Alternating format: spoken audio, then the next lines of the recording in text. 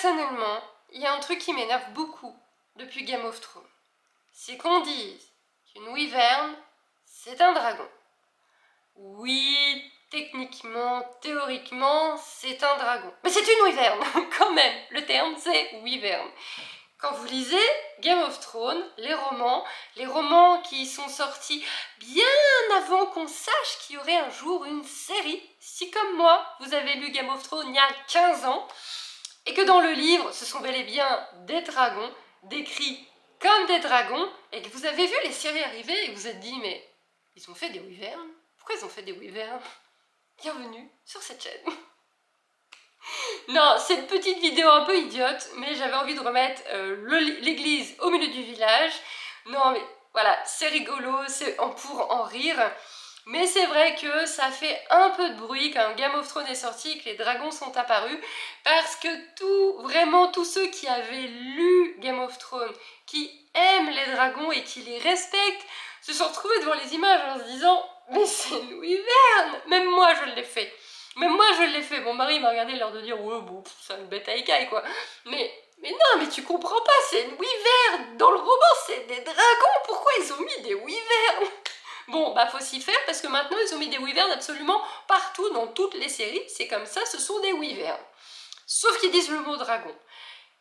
Ça irrite. Moi ça m'irrite parce que je suis carrée et ça m'irrite. Mais il n'y a pas de raison. On va en rigoler. Du coup, un dragon, c'est comment? Un dragon, en règle générale, un dragon, ça a 4 pattes et 2 ailes. Un corps, les pattes en dessous, les ailes au-dessus. Une tête plus ou moins grosse, une queue plus ou moins longue, des épines ou pas, des écailles grosses, petites, nacrées, vert, bleu, blanc, rouge, ce que vous voulez. Ça n'a pas d'importance, mais ça a 4 pattes, 2 ailes. La wyvern a 2 pattes arrière et ses pattes avant sont soudées en ailes. Vous avez une aile, enfin les 2 ailes à l'avant, avec généralement une griffe ou plusieurs doigts à l'extrémité, et des pattes arrière. Il y a 2 pattes et 2 ailes. C'est quand même facile de faire la différence. Il y a 2 pattes à un moment donné qui ont disparu. Ça se voit quand même. Vous avez également les dragons asiatiques. Alors, les dragons à 4 pattes, 2 ailes, ce sont dit les dragons occidentaux. Et vous avez les dragons asiatiques qui ont des petites pattes et qui ont vraiment cette apparence de serpent. En général, ils ont quand même 2 paires de pattes très éloignées l'une de l'autre, très petites, parfois même un peu en forme, soit un peu en forme de pattes de chien, soit un peu en forme de pattes d'oiseau. Mais vraiment cette petite particularité de corps en serpent, avec généralement des écailles sur le dos, et ces moustaches, ce ne sont pas des moustaches, c'est moi qui vais me faire engueuler, vous voyez ce que je veux dire.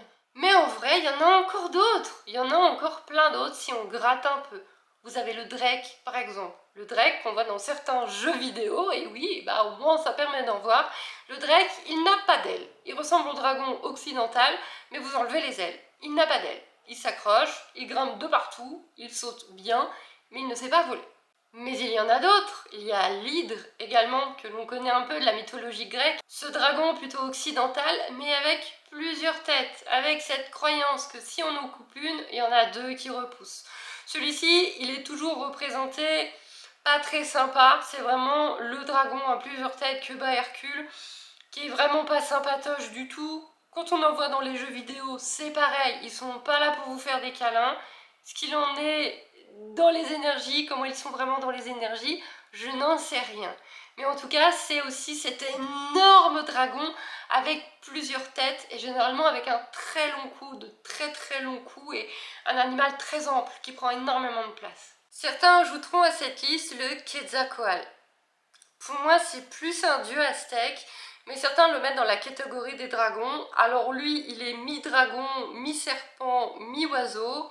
Il est vraiment à plumes, il va avoir une tête de serpent, voire soit une tête d'oiseau, soit une tête de serpent selon la représentation. S'il a une tête de serpent, il est vraiment avec des crochets, il a vraiment un côté assez agressif et il est couvert de plumes.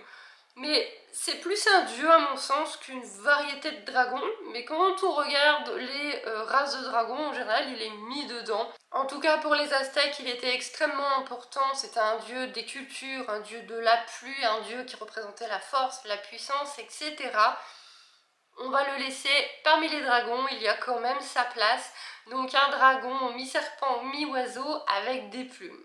Après, pour revenir aux dragons plus traditionnels et vraiment les formes des corps qui changent, j'ai pris mon anti-sèche parce que c'est vrai que ceux-là, ce n'est pas ceux que je connais le plus. Vous avez l'amphiptère. Donc l'amphiptère, il a 2 ailes et pas de pattes. Donc vous avez vraiment un corps allongé, une forme de dragon avec une queue de dragon, 2 ailes de dragon, mais pas de pattes. Et c'est un dragon vraiment fin d'apparence, très longiligne. Vous avez le Linsworm, qui lui va avoir 2 pattes avant. On a une grosse tête de dragon occidental très forte, très cornue, avec des crocs, etc. J'ai l'impression qu'il a tendance à avoir des écailles assez puissantes, assez visibles.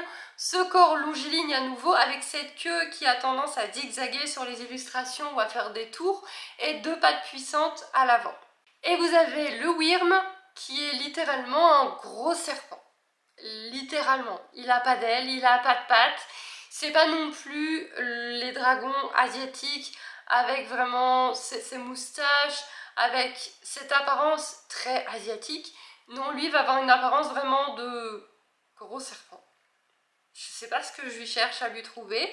C'est littéralement un gros serpent. C'est les basiliques géants de Ark, pour ceux qui connaissent le jeu, qui représente un monde de dinosaures.